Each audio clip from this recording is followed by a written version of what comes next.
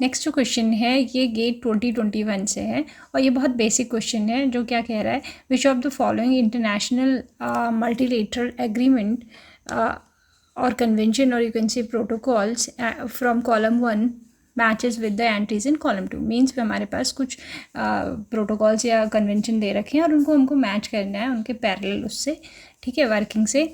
तो Ramsar, Kyoto, Basel and Montreal. This is a very fundamental question जो शायद हर किसी को आता होगा, दैट रामसर कन्वेंशन जो था it is always focuses on किस पे, कंजर्वेशन ऑफ वेटलैंड्स पे, ठीक। तो the P is going to match with 4।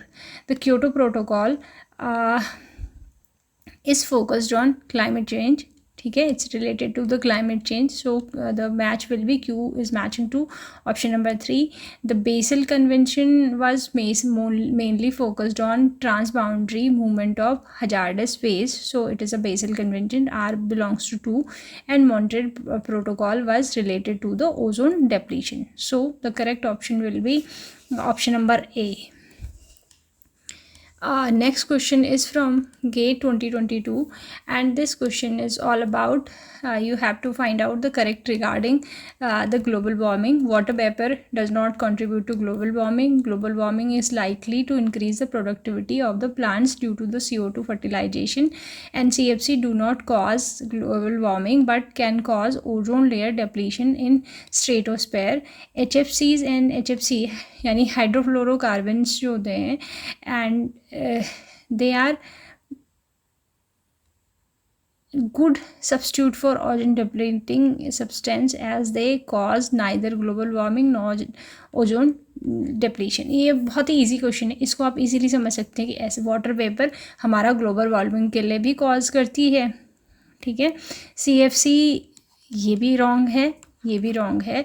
देखो ये ऑप्शन आपका करेक्ट है। कैसे? जो CO2 फर्टिलाइजेशन है ना, वो हम इसलिए कहते हैं कि जैसे जैसे जितनी कार्बन डाइऑक्साइड बढ़ेगी उतना प्लांट उसको एब्जॉर्व करेंगे, ठीक है। प्लांट एब्जॉर्व करेंगे तो प्लांट की ग्रोथ बढ़ती है।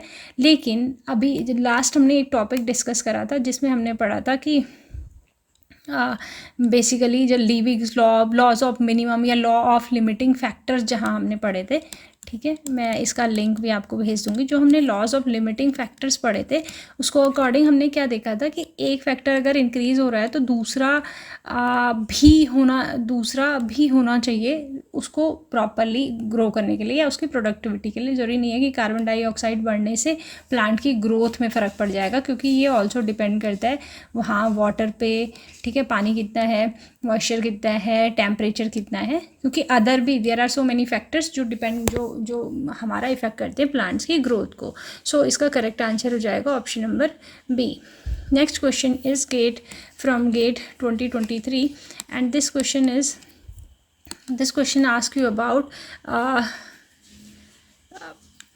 you have to arrange the following conferences in chronological order कि कब ये हुई थी कॉन्फ्रेंस। हमारे पास कुछ प्रोटोकॉल्स हैं, कुछ डिक्लेरेशन है। पहला हमारे पास दे रखा है UN कॉन्फ्रेंस इन स्टॉकहोम जो UNP का था, ठीक है, वियना कन्वेंशन, तीसरा COP26 और मॉन्ट्रियल प्रोटोकॉल, ठीक है। अगर मैं बोलूँ तो जो UN जो ये कॉन्फ्रेंस थी ना स्टॉकहोम वाली, ये बहुत ही पुरानी है। This is from 1972। जो हमारा वियना कन्वेंशन है इट इज़ फ्रॉम 1985, ठीक। जो ये COP 2026 का था ये अभी हुआ था, जो ग्लासगो वाला है, दिस वाज फ्रॉम 2021। और जो हमारा मॉन्ट्रियल प्रोटोकॉल है ना इट वाज फ्रॉम 1987। लेकिन अगर मैं अरेंज करूँ तो पहले 1, ठीक है, फिर उसके बाद आएगा ये वियना कन्वेंशन, यानी सबसे पहले जो हमारा स्टॉकहोम कॉन्फ्रेंस थी, उसके बाद हमारा आएगा वियना कन्वेंशन, उसके बाद 3rd नंबर पे हमारा आएगा मॉन्ट्रियल प्रोटोकॉल, और उसके बाद लास्ट में हमारे पास आएगी ये ग्लासगो जो कॉन्फ्रेंस थी, ठीक है, क्लाइमेट चेंज के ऊपर, ठीक है। यानी ये इसका करेक्ट सीक्वेंस हो जाएगा, यानी option number A will be the answer, ठीक। Next question is the correct ascending orders of following greenhouse gases with respect to their global warming potential. ठीक, अब हमारे पास अलग अलग ग्रीन हाउस गैसेस दे रखी हैं और हमको चेक करना है इनका जो ग्रीन हाउस पोटेंशियल के हिसाब से कि सबसे ज़्यादा मतलब कौन हार्मिंग है, वो भी किस टाइम पीरियड पे, 100 ईयर्स के टाइम फ्रेम में। ठीक, तो अगर हम देखें कि जो ग्लोबल वार्मिंग पोटेंशियल है वो कब 10 है, अगर हम 100 ईयर्स का टाइम पीरियड देखें तो हमारे पास जो मीथेन है इसका लगभग होता है 28 to 30। When it comes to this nitrous oxide, ये हमारा हो जाएगा लगभग 265 से 273 के बीच में, इस रेंज के बीच में ये आता है। ठीक है, नाइट्रस ऑक्साइड का ये जो हमारा, इसको हम CFC11 भी बोलते हैं। ठीक है, और इसका लगभग होता है 4590 के अकॉर्डिंग। ठीक है, या 4790 भी आप लगभग इस रेंज के बीच में। और जो ये हमारा CFC12 है यानी CF2Cl2, इसको हम CFC12 भी कह रहे हैं। ठीक है, इसका लगभग होगा ये होता है लगभग 10,200 से लेके 10,900 के बीच में, समवेयर बिटवीन दिस। ठीक है, ये थोड़ा वेरी, बहुत करेक्ट वो नहीं हो सकता, बट इसके अकॉर्डिंग जो हमारा ऑर्डर होगा ना, सबसे कम कौन है जिसका पोटेंशियल सबसे कम है, दैट इज़ CH4। ठीक है, CH4 के बाद दिस नाइट्रस ऑक्साइड, उसके बाद CFCl3 और उसके बाद CF2Cl2। ठीक, यानी हमारा option number A will be the correct answer.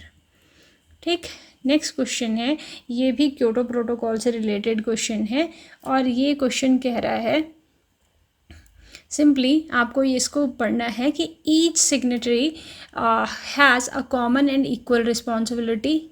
ठीक है, इसने स्टेटमेंट दे रखे हैं कुछ क्योटो प्रोटोकॉल से रिलेटेड। ठीक, clean development mechanism, joint implementation and international emission trade are the three mechanics under Kyoto Protocol to reduce greenhouse gas emissions.